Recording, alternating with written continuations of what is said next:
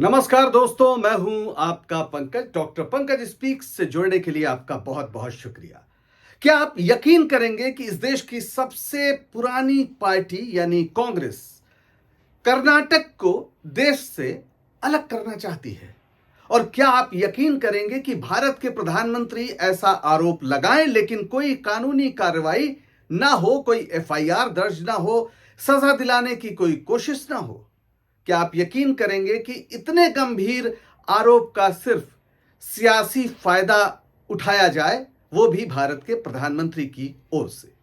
जी हां, कर्नाटक में कुछ ऐसा ही हुआ। भारत के प्रधानमंत्री माननीय नरेंद्र मोदी जी ने आरोप लगाया कांग्रेस पर कि वो कर्नाटक को भारत से अलग करना चाहती है।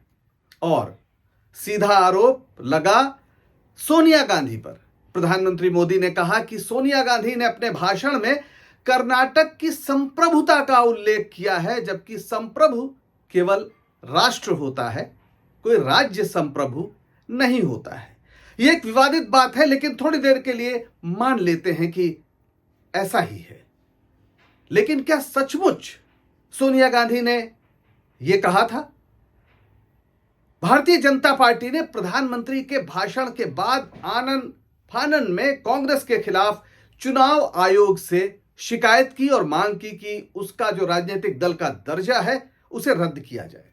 और इससे भी तेजी दिखाते हुए चुनाव आयोग ने कांग्रेस पार्टी के अध्यक्ष मल्लिकार्जुन खड़गे को नोटिस जारी कर दिया कि इसको स्पष्ट कीजिए। ऐसे में हमें लगा कि जरा वो भाषण सुन लिया जाए, पढ़ लिया जाए। तो हमने पूरी जो भाषण की ट्रांसक्रिप्ट थी उसको पढ़ना शुरू किया और खोजते रह गए कि वो संप्रभु शब्द है कहां। पूरे भाषण में संप्रभुता का कोई भी संबंध कर्नाटक से जोड़कर कहा गया हो, ऐसा हमें नहीं मिला।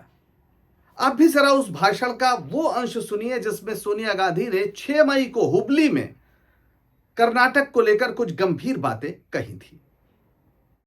मैं आपकी तरफ से इनसे कहना चाहती हूं कि कर्नाटक के लोगों को इतना बेबस और लाचार मत समझे। कर्नाटक के लोग किसी के आशीर्वाद पर नहीं, अपनी मेहनत और संकल्प पर भरोसा करते हैं। कर्नाटक के लोग डरपोक नहीं है, लालची नहीं है कि आप उन्हें फुसला दें। कर्नाटक के लोग 10 मई को आपको बताएंगे कि वे किस मिट्टी से बने हैं।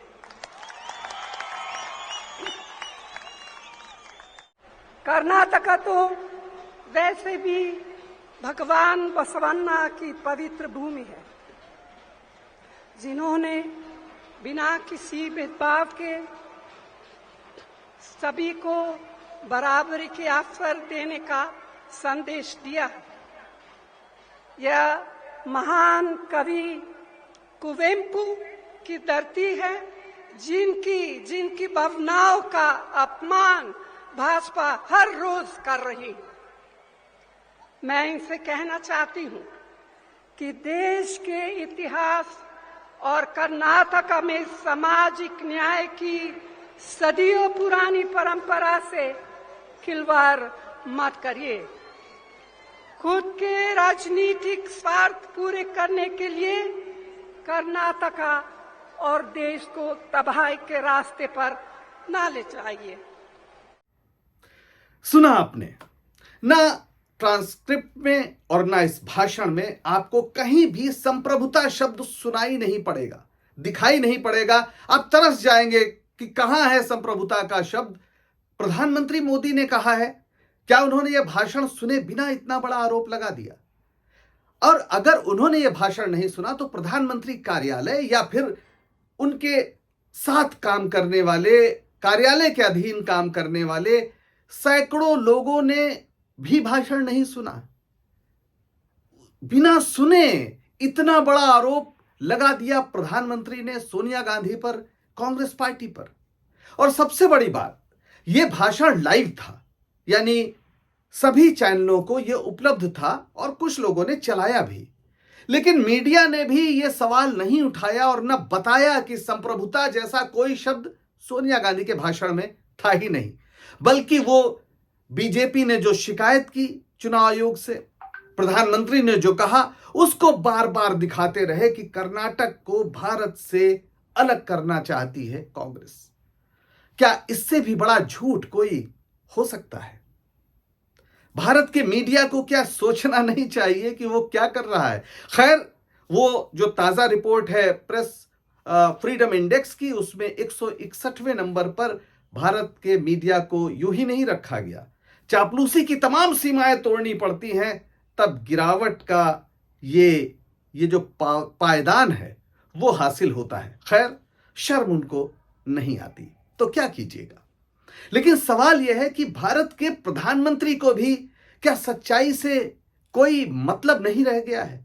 क्या वो इतना बड़ा झूठ सोनिया गांधी को लेकर बोल सकते हैं, जिनके पति राजीव गांधी और जिनकी सास इंदिरा गांधी ने भारत की एकता के लिए, उसकी अखंडता के लिए अपना सर्वोच्च बलिदान किया। वो शहीद हुए इस देश पर ताकि ये देश एक रह सके।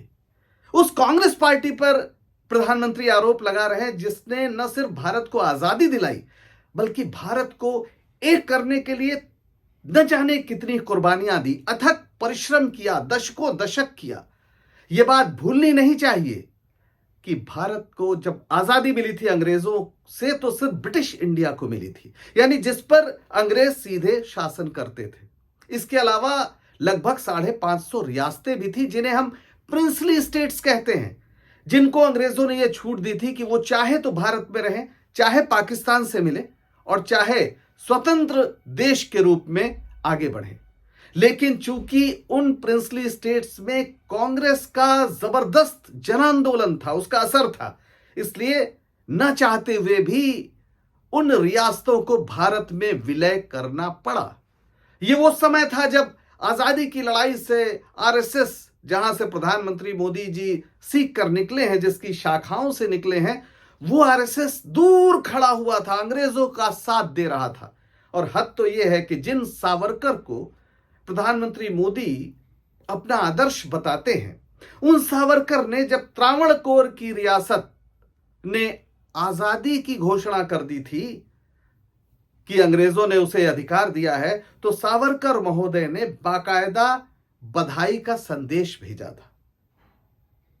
ये लोग कभी भी भारत की आजादी या भारत की एकता के लिए न लड़े, न इन्होंने कोई कुर्बानी दी। तो जिन लोगों ने कुर्बानी दी है, आज उनके दामन पर कीचड़ फेंक कर ये अपने ऊपर लगे दागों से देश का ध्यान हटाना चाहते हैं। पर एक बात और है, और वो बात यह है कि भारत के प्रधानमंत्री का पद भारत की नैतिक आभा का सर्वोच्च प्रतीक है। अगर वो झूठा साबित हो, वो झूठ बोलने लगे और इस तरह से खुलेआम झूठ बोलने लगे, तो ये हर भारतीय के लिए चिंता से, अफसोस से कुछ ज्यादा करने की बात है। और वो क्या करने की बात है, इस पर आप सोचिए। फिलहाल के लिए इतना ही। आप जुड़ते रहिए डॉक्टर पंकज स्पीक्स से। इस चैनल को लाइक करिए, सब्सक्राइब करिए, ताकि आपके साथ जरूरी बातों का सिलसिला जारी रह सके। नमस्कार।